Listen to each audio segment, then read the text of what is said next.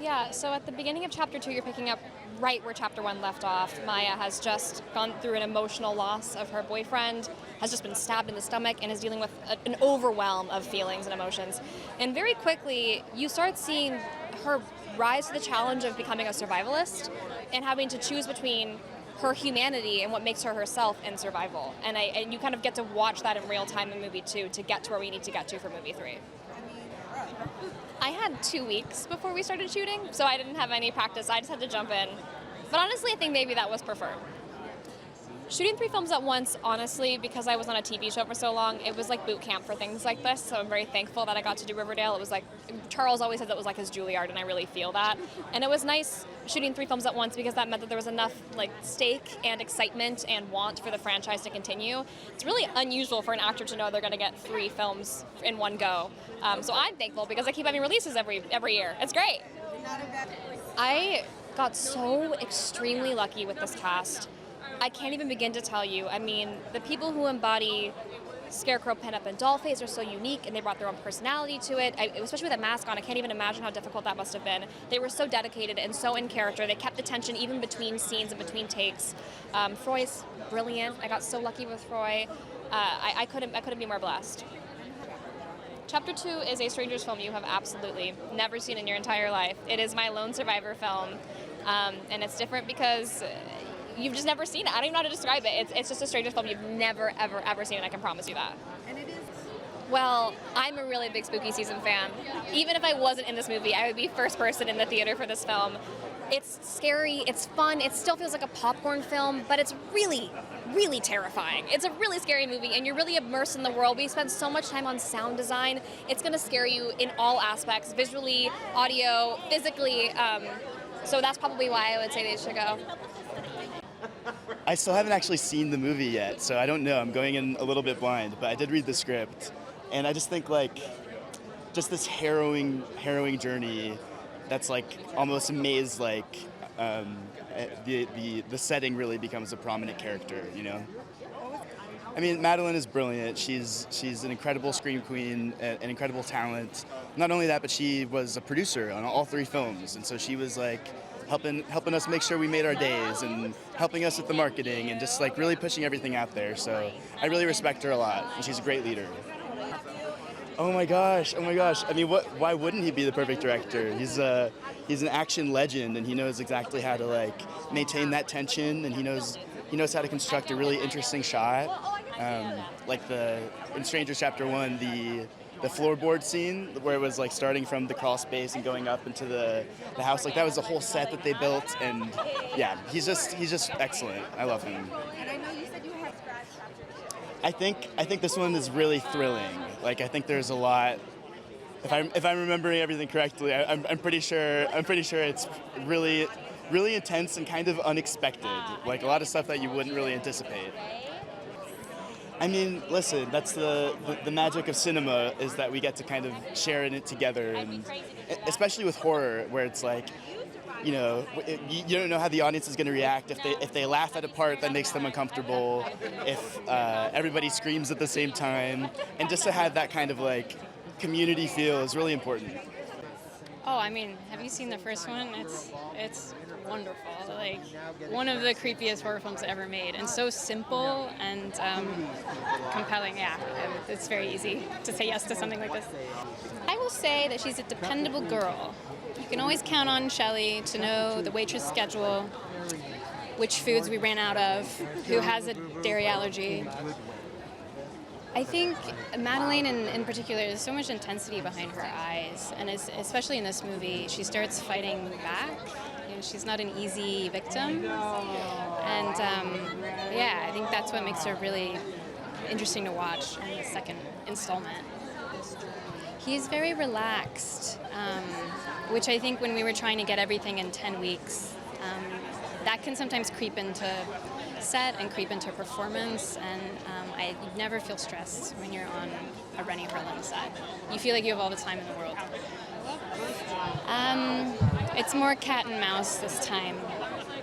One is kind of an ambush, I feel like, and a real struggle, and this one is more, yeah, there's more push and pull between victim and pursuers.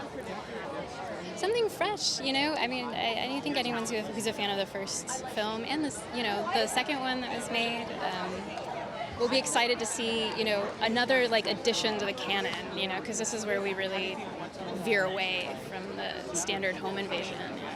To be honest with you, it's a huge franchise that I think people have liked for a really long time, just because it is so personal to people. I think that scare factor of someone being in your house that you don't know is something that everyone lives with day to day. And so making a huge franchise off of that, I think, is the smartest idea ever. And it never gets not scary. No. I love the fact that, especially with the second movie, you're really going to see that things take some twists and turns off of the original. And my character definitely helps along the way and really carries the story through. And kind of, I think, adds the element of mystery of trying to figure out, you know, who these people are and what they really want, what their intentions are, you know. I mean, I think in general, Madelaine is fantastic for the lead, kind of carrying us all the way through all three films. I think she's done a fantastic job about keeping the mystery alive and the discovery, and even when we were filming it, we filmed it for 3 months, like so long back, but she did such a great job of keeping the through line, and I think they really hired actors that were going to take on these roles and give it a new life, and I think that's what fans are really looking for. So. I think horror is having such a moment right now, and it's so exciting. And so the Strangers franchise has such a wonderful following, so I'm very grateful to be part of it. I think it's so funny because the cast is so kind and so lovely, and so you would never expect them to have this sort of element of like fear that they can elicit. And so I think that's really great about this cast, is that you can kind of see them switch very quickly. He is an artist. He, like, truly, it felt like he said we were like doing a dance whenever we're doing a take, and I really agree with that. To be scared. I think that's why people love horror, is that fear is universal, and I think you're gonna get that here. I mean, I was very honored to like be reading first, because I was like, this is this movie that I've watched, you know, back in 2008, and I was like, this is a cult movie. So that drew me, and then I read the scripts. It was great, and I was very excited to be a part of it, honestly. Yeah. Madelaine carries the movie. Obviously, it's incredible. Then the whole Strangers like do their thing very well as well. So, you know, it's just I'm not gonna lie, like, you have moments that are challenging when you're filming at night, long nights.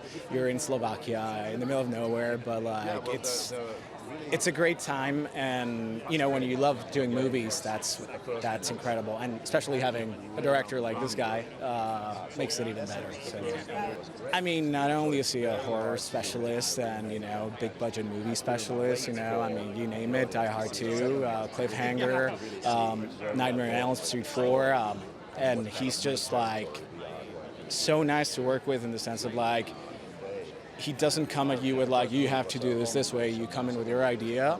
He might buy it, he might not, he might want to change something, and that's just a pleasure, you know. That there's so much more to the story than the original one. I mean, like, obviously the original movie is great. I think the first chapter did a very good job of transmitting that idea, but it went on to so much. And, you know, I think something that could interest audiences would be like, where did the Strangers come from? Why do they do what they do? You know, I think that's something that I would, as an audience member, look forward to.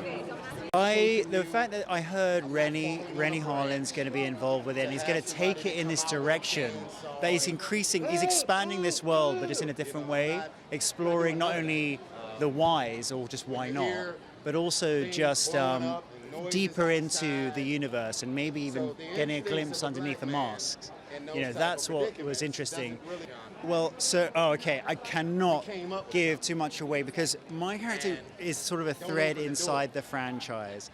You're gonna see him hop up at some point.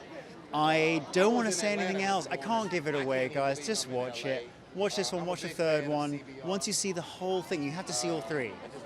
And then you'll kind of go, oh. and that's all I can say. Oh, that's all. Chapter 1 was all about why not? You know, why are people doing this? Why not? There doesn't have to be a reason. Chapter 2 is exploring maybe, again, what a little crack in the mask of the doll face and all the other characters, and perhaps looking into this whole town, this whole world, where were the seeds of that? So we're actually looking under the sort of carpet, under the mask, under all the creepy little things, the creepy floorboards a little bit. So it's peeking behind that. You should go check out Chapter 2, because if you love the first one, if you love where it's going, Chapter 2, it's going to throw you in a completely different direction. It's like a roller coaster. You have to go through the whole ride to experience it and see if you come out the other end. I love the original film, and the opportunity to not do a remake, but do a 3-movie series, a 4.5-hour-long story that explores these characters much further and deeper than in what you can do in a normal movie. It was just an opportunity that I couldn't pass by.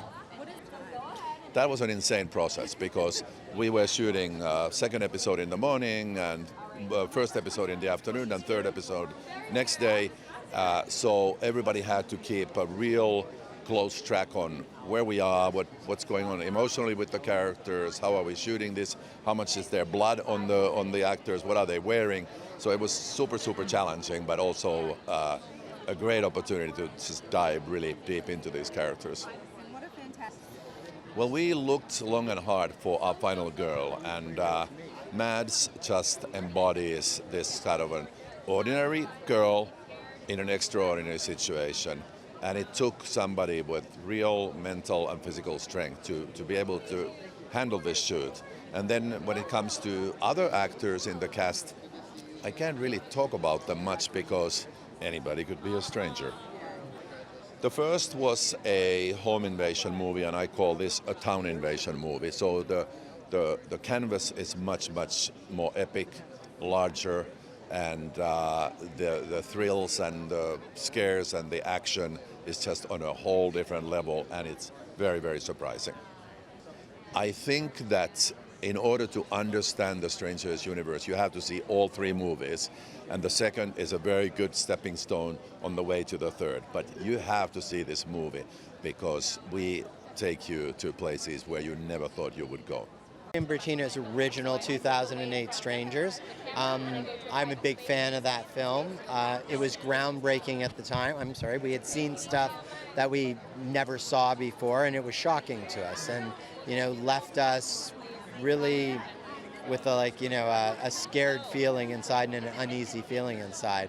And then so that's what drew me to it in the first place. And as time went on and rights sort of move around, a friend of mine and a business partner came to me and said, "Hey, we just got the Strangers rights, and you got to do it." And I was like, "Ooh, well, I kind of like that, but that's kind of daunting because that's a real fan favorite. But hey, I'm game, so let's do it." It was a living hell. Okay, really? Do you know how hard it is to shoot one film? 3 of them at the same time. A lot to remember every single day, flipping back and forth every single day. But it was really rewarding. And I'll tell you what's great about doing 3 films at once. There's 2 different things. One is, anytime you go to do a new film, everybody walks in day one and they're like gung-ho. They're like, "Oh, I'm so excited." By the last day, everybody's like, "If I never see you again, it'll be too soon." But there's that whole process in between, right? But when you go and do sequels a year and a half later, then another year and a half later, it's almost 5 years.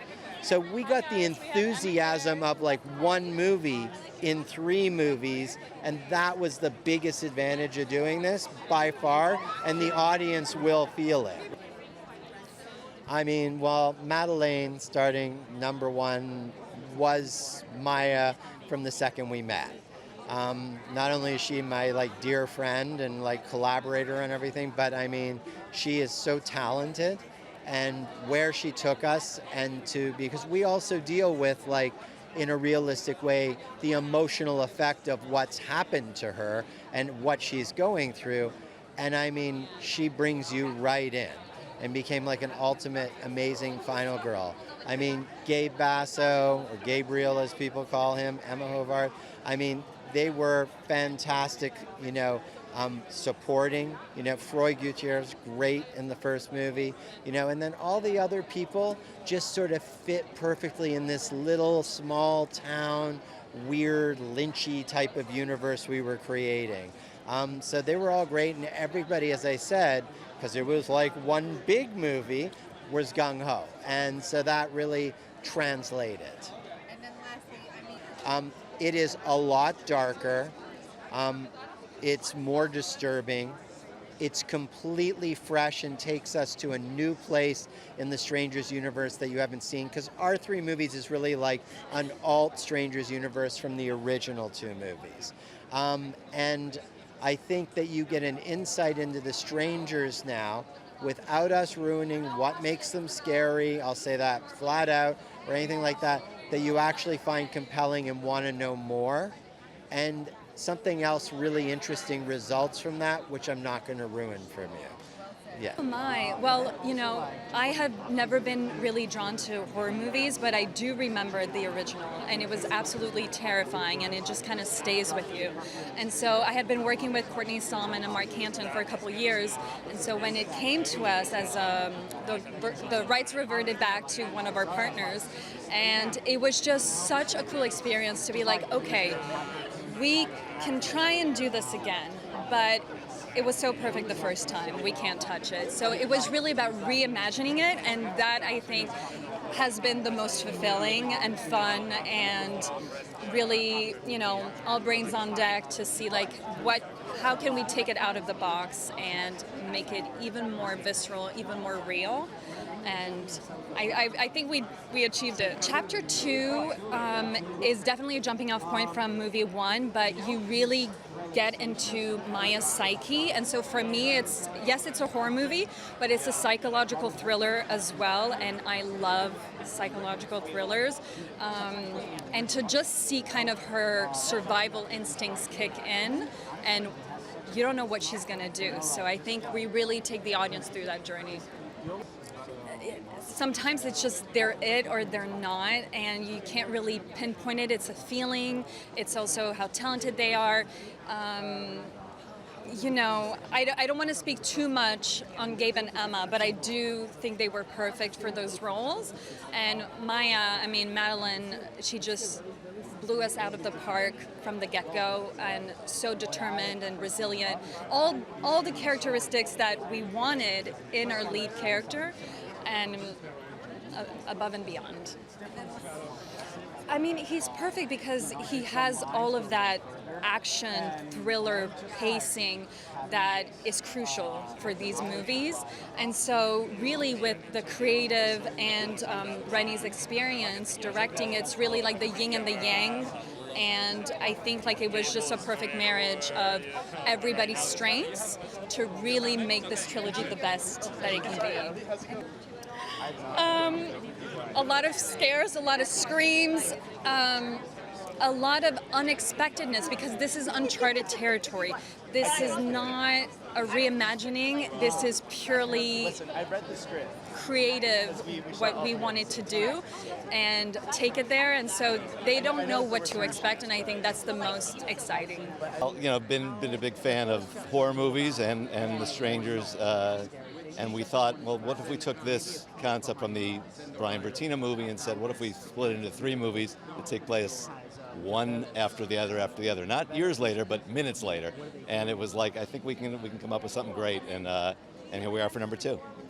What makes it different is the first one was kind of, we look at this as kind of one giant movie. So the first one was the kickoff, setting up what's happening in this world and for Maya and Ryan. And then the second one is we take it out into the town, and she's still being terrorized, and how can she get away? And number 3 will be another chapter after that. It's a great cast, and you know, led by Maya, our Mads, Madelaine Petsch, and you know, it really rests on her shoulders, these movies. But we have a great cast with Gabe Basso and a bunch of other people who are playing various townspeople, and I think it worked well because we wanted to develop these characters over 3 movies. he's great. He can get the action, he can get the drama, he can get the scares, which is important, and also the character work. So it's really we were thrilled when he signed on originally, taking on, because he took this, he had this script that we gave him that was 115 pages and said, now take it times 3, you're going to read 500 pages. And he said, I got it. I read it in one sitting, and I know what to do with it, which was great. I think it's a thrill ride, and we need some escapism in these times, and it's good to get into the theater and enjoy with a bunch of other people a scary thrill ride for number 2.